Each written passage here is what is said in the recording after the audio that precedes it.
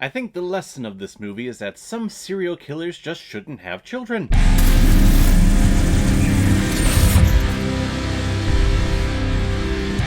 It's a Trap!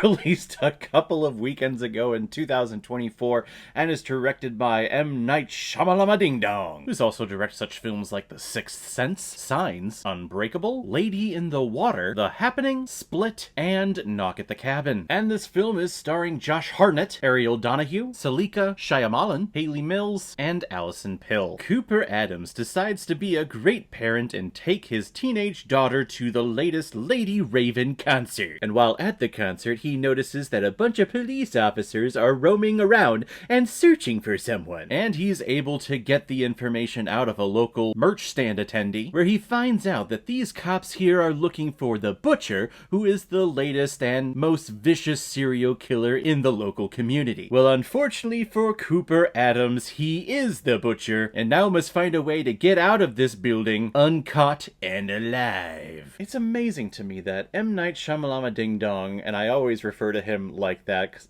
I just think it's fun to say, but it's amazing that his name on a movie still sells tickets and still get people intrigued about that film coming out. Especially after like his main trilogy that he had of films in the early 2000s with Sixth Sense, Signs, and then Unbreakable. I still love those three films. Those are incredible. I think either Signs or Unbreakable is probably like his best film that he's ever done. But ever since then, it's been miss after miss after miss, and then maybe there's an occasional one that you go like, oh yeah, that's great.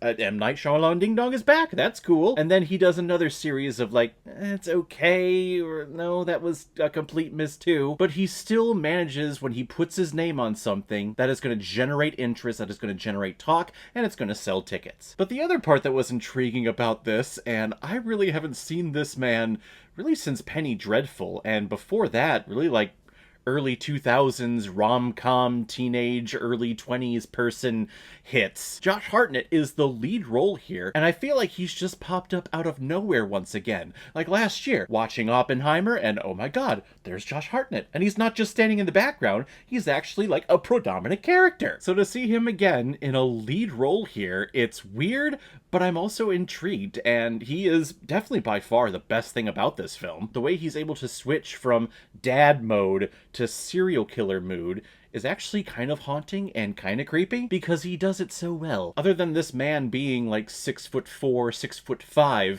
he would not stand out in a crowd, in my opinion. Which is actually an aspect of the movie that I could not stop thinking about. When he's standing in the audience with his daughter, and his daughter's freaking out, she's singing the songs, and he's there, he's like, I have no idea what this music is, but hey, daughter, I love you. They're both standing up, and I'm just thinking of the people in the back. They're on the floor level. It's not like they're on risers where the people behind them are higher up. No, they're on the floor level. So this tall-ass man, it's a great image for movies, but if this was an actual concert and I bought tickets for my daughter and we were standing right behind this motherfucker, I'd be pissed off. And just pissed off at the situation. You can't really be mad at him for being tall because tall people do exist and they have the right to be at a concert. But god damn it. Now I know this film was pitched by Shyamalan Ding Dong to the movie studios that what if the movie Silence of the Lambs happened at a Taylor Swift concert? And of course Taylor Swift is the new hip thing now for all of these younglings to lose their minds over, to go check out concerts, and yeah. And it's an intriguing concept, and the parts of this film that take place at the concert, and we're seeing this guy go from situation to situation, trying to figure out what's going to be his best route to getting out of here. I think those are the best parts. Those are intriguing. It's suspenseful. He's the villain of this community, but because he's the protagonist of the film, you're kind of rooting for him to get out of there. But that's really the first act. I guess maybe 1.5 acts if we're splitting it up into 3 acts. And then the rest of the movie just goes down to a weird, and it lost me. Let's just be honest here. It frickin' lost me.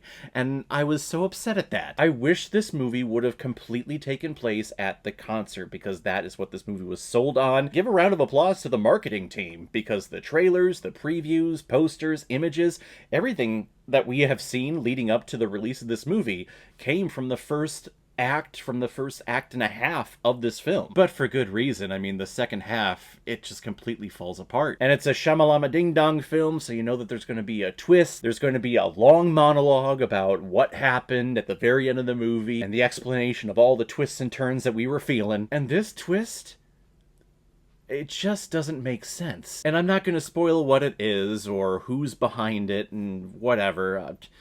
I really want to talk about it, but I'm not going to. I'm going to show restraint as a spoiler-free movie review show.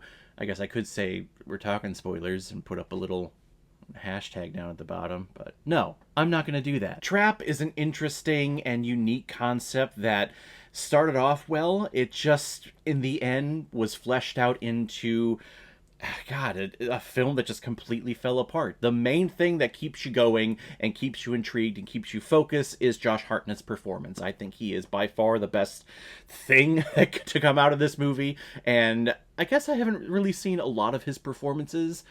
I loved him in Penny Dreadful, so I would say that that is his best performance, but I would say this one is a close second. He has a lot to work with, and the mannerisms that he comes up with for both versions of this Cooper Adams character, I think is intriguing. Great character work. It's just that this film suffers from the writing and the direction once we get into the second and third acts. I'm going to give Trap 2.5 out of 5 Blu-rays. I found that if you have a goal, that you might not reach it. But if you don't have one, then you are never disappointed. And I gotta tell you, it feels phenomenal. So guys, if you've seen Trap, what did you think about it? Or if you've never seen it before and you stumbled across it because of this video, then comment below and let me know what you thought about it. And as always, if you like what you see here, if you like my take on movies, then hit the subscribe button and make sure you hit that bell so you know the next time I'm releasing next movie review. So guys, I will see you next time on the channel, but in the meantime, be well, be good to each other, and go watch a movie.